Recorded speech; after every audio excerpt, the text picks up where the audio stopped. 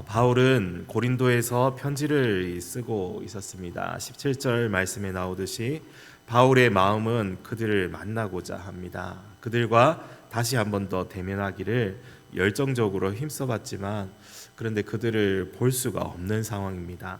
우리 18절에 사탄이 그들에게 가려고 하는 것을 번번이 막았다라고 나오죠.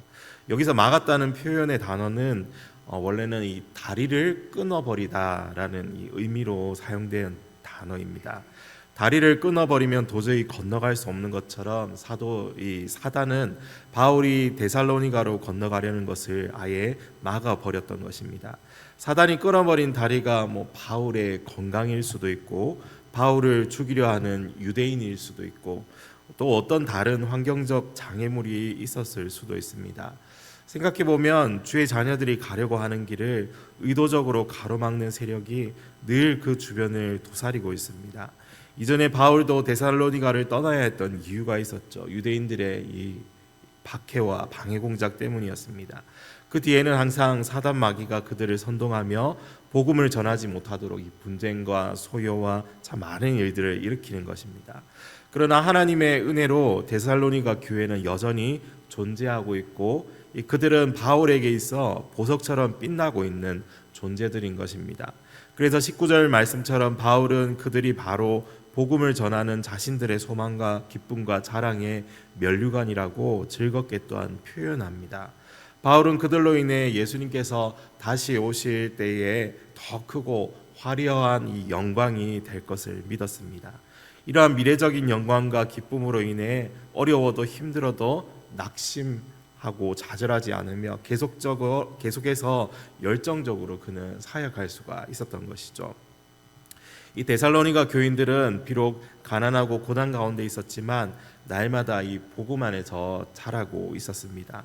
구제와 사랑의 봉사에도 적극적인 모습을 보였습니다. 이런 데살로니가 교회에 빨리 가서 더 많은 이 말씀을 전하고 그들이 더욱 성숙한 그리스도인으로 자라기를 원하는 이 사도 바울의 그 마음이 이 생생하게 느껴지는 부분입니다. 이런 사도 바울의 마음을 우리는 또 어디서 느낄 수 있습니까? 우리 교회에서 믿음으로 자라나는 아이들과 학생들을 볼 때 우리도 동일한 마음을 느낄 수가 있습니다.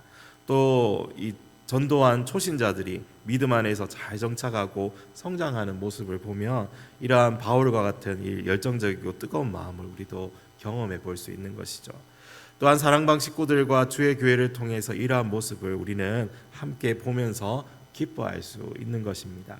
그들이 우리의 소망이고 기쁨이며 자랑의 면류관이 되어 그리스도께서 다시 오실 때에 주 예수 앞에 온전히 서 있는 그 모습을 보면서 우리가 더욱 큰 기쁨을 누릴 수 있게 되는 것이죠.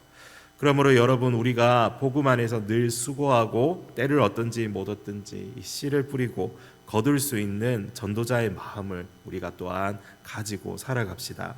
사랑의 마음으로 헌신하고 봉사하며 섬김으로 아름다운 교회 공동체로 세워져서 사도 바울의 이 마음처럼 이 세상이 기쁨이 아니라 세상이 줄 수 없는 오직 주님께서만 주실 수 있는 이 비밀한 기쁨을 함께 누리고 즐거워할 수 있는 우리 여수세종환교회 영가족들 되시기를 바랍니다. 우리 3장 2절과 3절 말씀을 함께 읽어보겠습니다. 우리 형제 곧 그리스도의 복음을 전하는 하나님의 일꾼인 디모데를 보내노니 이는 너희를 굳건하게 하고 너희 믿음에 대하여 위로함으로 아무도 이 여러 환난 중에 흔들리지 않게 하려 함이라. 우리가 이것을 위하여 세움받은 줄을 너희가 친히 알리라. 아멘. 바울은 지금 전도 여행 중이죠. 그래서 다른 많은 도시에 들려서 복음을 전해야 하는데, 그런데 고린도로 가는 길에 잠시 머물러 있는 아덴에서 이 디모데를 그들에게 파송합니다. 아직 복음 안에서 초신자들인 그들이 고난 가운데 어떻게 견디고 있는지 궁금해서 참다 못하여서 결국 이 디모데를 보내었던 것이죠. 바울은 이 디모데를 보내서 데살로니가 교회의 성도들의 마음을 굳게 하고 그들의 믿음을 위로하고 환난 가운데 흔들리지 않게 하려고 그를 이렇게 파송한 것입니다. 이 신생교회인 데살로니가 교회는 지금 사실 어려움을 겪고 있을 겁니다. 그러나 그 모든 것이 하나님의 계획 중 일부임을 알기에, 하나님께서 모든 상황을 다스리고 계심을 알기에 디모데를 보내서 그들의 마음과 또 믿음을 굳세게 하기를 원했던 것이죠. 우리 사도행전 14장 22절 말씀에 사도 바울이 이렇게 말하는 부분이 있습니다. 제자들의 마음을 굳게 하여 이 믿음에 머물러 있으라 권하고, 또 우리가 하나님의 나라에 들어가려면 많은 환난을 겪어야 할 것이라 하고. 바울은 이 성도의 이 고난의 불가피성을 항상 강조했습니다. 바울뿐만 아니라 예수님께서도 그러셨죠. 요한복음에 보시면 이 사람들이 나를 핍박하였은즉 너희도 핍박할 것이라 하고 내다보셨습니다. 또한 너희가 세상에서 환난을 계속 당하지만 계속 담대하라고 또한 말씀하시죠. 아마 바울은 데살로니가 교인들과 함께 있었을 때에도 이 사실을 그렇게 가르쳤을 것입니다. 그래서 디모데를 보내어 데살로니가 교회의 믿음을 확인하기를 원했던 것이죠. 그리고 5절의 말씀처럼 계속해서 시험하는 자가 그들을 시험하여 지금까지 데살로니가 교회를 위해 해왔던 모든 수고가 헛되게 물거품이 되지는 않았는지 걱정도 되었던 것이죠. 그런데 6절에서 데살로니가로 보냈던 디모데가 보면은 돌아와 있죠. 즉 이전에 디모데를 보냈었고 지금 편지를 쓰고 있는 이 당시에 디모데가 다시 바울에게 돌아온 시점이라고 볼 수 있습니다.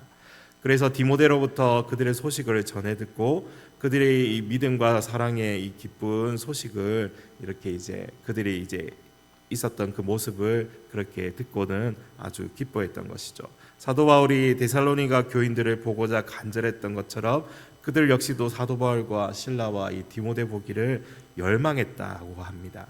이것이 7절 말씀에 기록되었듯이 얼마나 큰 위로가 되었던지 바울은 이렇게 말하고 쓰고 있습니다.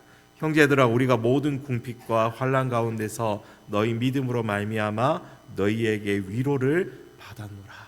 너희로 말미암아 우리가 참 위로를 받았다. 마치 하나님께서 주의 성도들을 바라보실 때 그 기쁨을 이기지 못하시며 잠잠히 사랑하시는 것처럼 바울과 데살로니가 교인들의 관계 역시 그러했던 것을 우리는 생각해 볼 수 있습니다.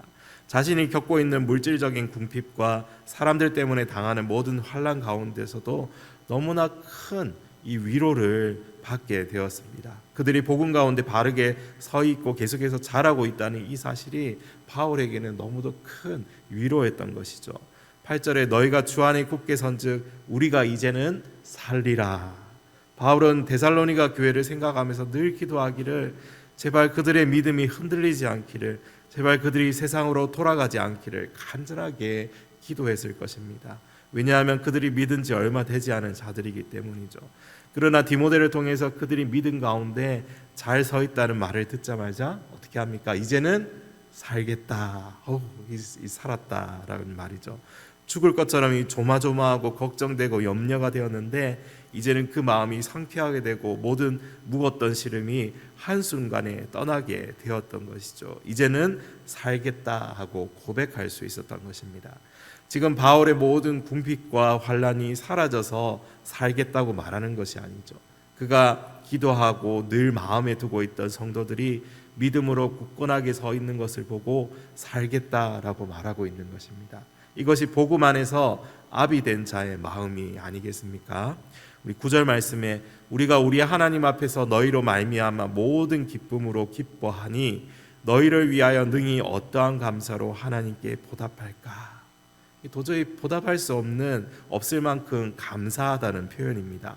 어떻게 영어로 치자면 최상급의 표현으로 바울은 그들을 붙들어 주신 하나님께 감사하고 또 감사하고 있는 것입니다. 이전에도 바울은 복음 전파 대상자들에게 자신이 해산하는 고통으로 그들을 낳았다고 말하고 있습니다.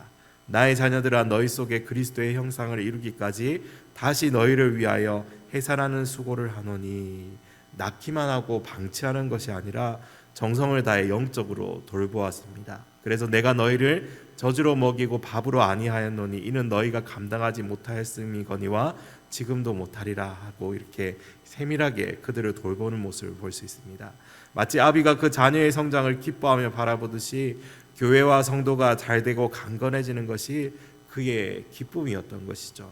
사랑하는 여러분, 우리도 이 교회와 성도를 바라볼 때 이런 바울의 마음이 우리에게 있기를 소망합니다. 바울은 본인의 성공으로 인해 기뻐하는 것이 아니라, 본인이 형통하고 잘됨으로 기뻐하는 것이 아니라, 교회와 성도가 믿음으로 승리하고 잘하는 것으로 기뻐했던 것입니다. 바울은 이어서 그러한 데살로니가 교회를 향해 다시 한번 간절한 기도를 올려드립니다. 주야로 심히 간구하면 너희 얼굴을 보고 너희 믿음이 부족한 것을 보충하게 하려 함이라.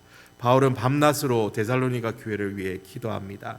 주야라는 생각이 이 주야라는 것은 생각이 날 때마다 몇 번이나 기도한다는 말이죠. 바울의 기도는 그냥 일반적인 기도가 아니라 심히 간구함입니다. 심히 즉 보통을 훨씬 초월하여 엄청나게라는 의미이죠. 더 이상 강조할 수 없을 만큼 강조한다는 것입니다. 바울은 분투하는 자세로 기도합니다. 하나님의 능력과 신실하심에 기대어서 교회와 성도를 위해 이렇게 기도하며 나아갑니다. 그의 첫 번째 기도 제목이 무엇입니까? 데살로니가 교회의 성도들의 얼굴을 보기 위한 길을 열어 달라는 것이고, 두 번째 기도 제목은 데살로니가 교인들의 삶이 하나님 앞에 흠이 없기를 위해서 기도합니다. 이렇게 바울은 간절히 바라고 원하고 기도하는 것이 있었습니다. 지금 자신의 삶을 짓누르고 있는 가난과 궁핍과 고난이 아니라 교회와 성도를 위한 기도입니다. 사랑하는 성도 여러분, 우리가 회복해야 할 기도이기도 합니다. 우리가 매일 하나님 앞에 가지고 나아가야 할 기도입니다. 이 두 가지 기도가 오늘 우리의 기도가 되기를 소원합니다. 그리고 아비의 마음을 가지고 주의 성도들과 교회를 위해 계속해서 기도할 수 있는 성숙한 그리스도인이 되어야 할 줄 믿습니다. 오늘도 살아가는 여러분의 삶의 자리에서 주의 성도들과 교회를 위해서 기도하는 우리 모두가 되기를 소원합니다. 함께 기도하겠습니다.